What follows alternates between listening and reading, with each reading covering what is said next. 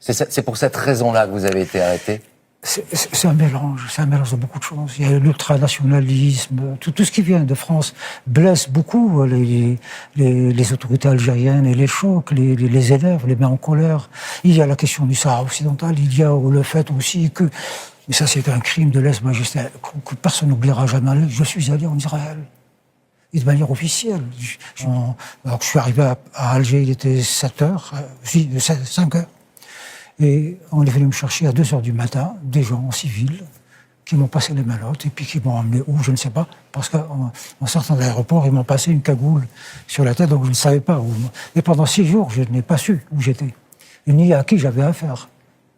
Et je le répétais sans arrêt, si vous voulez que je vous réponde, identifiez-vous. Qui êtes-vous? Qui êtes-vous? Pour quel service travaillez-vous? Vous ne saviez pas qui vous aviez en face de vous? Je pense que c'est pour plus tard. Jusqu'à présent, je n'avais rien fait. Je ne voyais pas quelle raison pousserait le pouvoir à m'arrêter. Il y en avait une, en fait.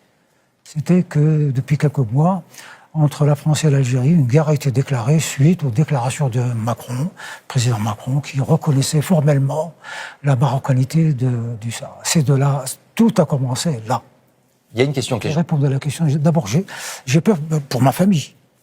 Si je retourne en Algérie avec mon épouse, j'ai peur que cette fois, on arrête aussi mon épouse pour me contraindre davantage. Je pense à mes compagnons de cellule qui, je pense, maintenant, vont être arrêtés alors qu'ils sont en prison et questionnés. Que savent-ils?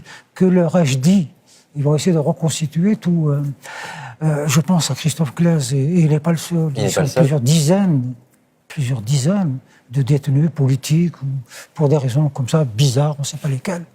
Il faut une certaine prudence. Le gouvernement algérien réagit toujours de manière épidermique, un petit mot comme ça, et c'est la grande colère. Vous avez entendu tout à l'heure, M. Tebboune, quelle gesticulation, il parlait de moi en me traitant de bâtard, Boualem Sansal, est-ce que vous avez été... Il faut faire ceci, il faut faire cela, très très bien. Et puis à un moment donné, il m'a mis dans un bureau, et il y avait un jeune monsieur là-dedans, très autoritaire. J'ai tout de suite compris que c'était ou le patron des services secrets, ou en tous les cas, quelqu'un de très important. Qu'est-ce qu'il vous a dit, lui? Très amical.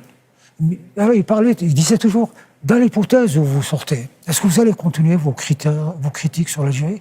Je dis, monsieur, je n'ai jamais critiqué l'Algérie. Je critique un régime. Je critique des gens. Je critique une dictature.